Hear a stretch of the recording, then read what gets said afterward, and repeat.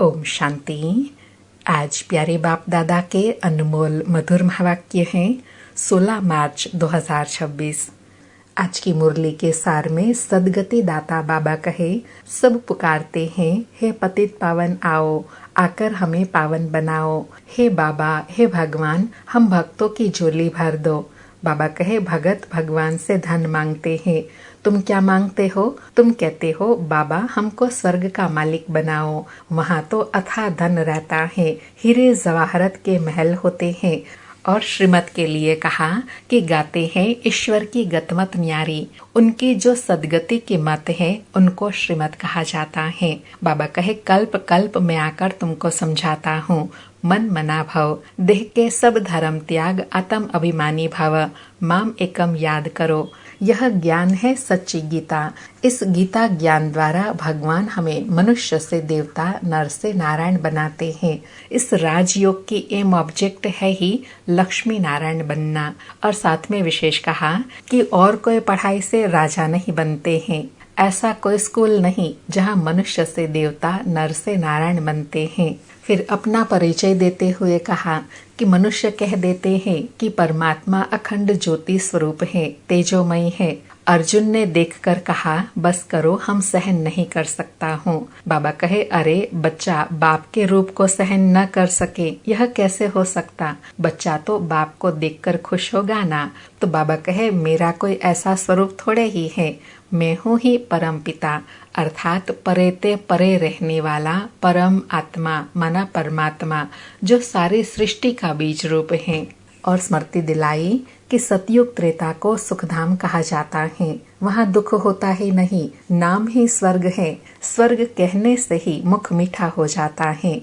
और साथ में कहा कि बाप कहते हैं कि मैं कल्प के संगम युगे आता हूँ तुमको राजयोग सिखाने। मैं जो हूँ, जैसा हूँ, मुझे यथार्थ कोई नहीं जानते। तुम्हारे में भी नंबरवार पुरुषार्थ अनुसार जानते हैं। जितना जो जानते हैं उतना ऊंच पद पाते हैं। फिर स्मृति दिलाते कहा कि भगवान वाच, तुम जो 100% पवित्र और solvent, ever healthy, ever wealthy थे, कोई दुख रोग की बात नहीं थी, सुखधाम था। उनको कहते हैं गार्डन ऑफ अल्लाह। अल्लाह ने बगीचा स्थापन किया, देवी देवताएं फूल पावन थे, अभी कांटे बन गए हैं। इसको कांटों का जंगल कहा जाता है। अब बाबा फूल बनाने आए हैं। फिर और परिचय देते हुए कहा कि बाप समझाते हैं, मैं नॉलेजफुल मनुष्य सृष्टि के जाड़ का बीज रूप हूँ। मुझे भगत लोग कहते हैं, परमात्मा सत चित आनंद स्वरूप है, वह ज्ञान का सागर है, सुख का सागर है। महिमा कितनी करते हैं? तो बाबा कहे, एक तरफ कहते हैं वो नाम रूप से न्यारा है, फिर दूसरे तरफ इतने नाम से महिमा कर याद करते हैं। और लास्ट में प्रश्न पूछते हुए कहा कि परमात्मा भी ड्रामा में पार्ट बजाते हैं, क्रिएटर, डायरेक्टर, मुख्य एक्टर है ना।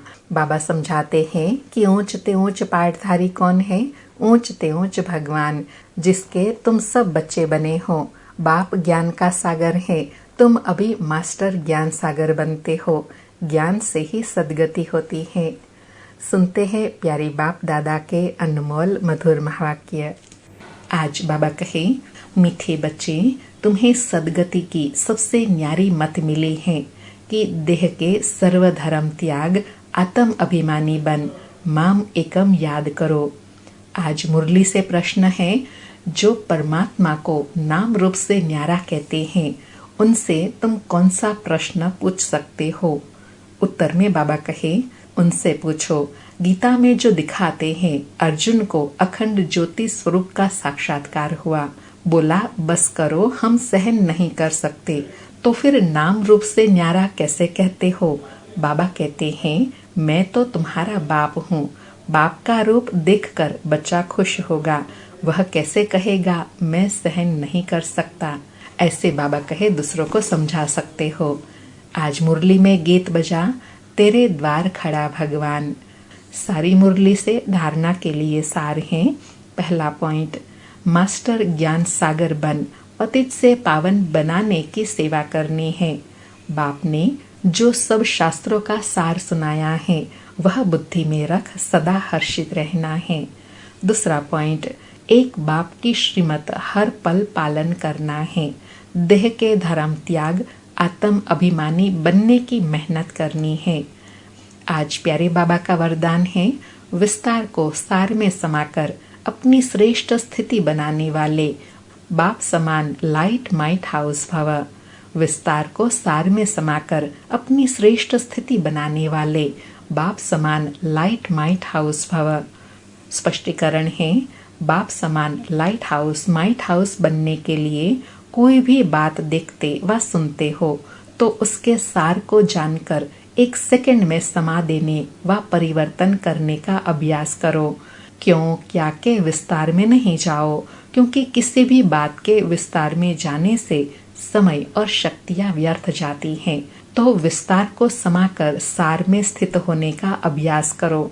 इससे अन्य आत्माओं को भी 1 सेकंड में सारे ज्ञान का सार अनुभव करा सकेंगे।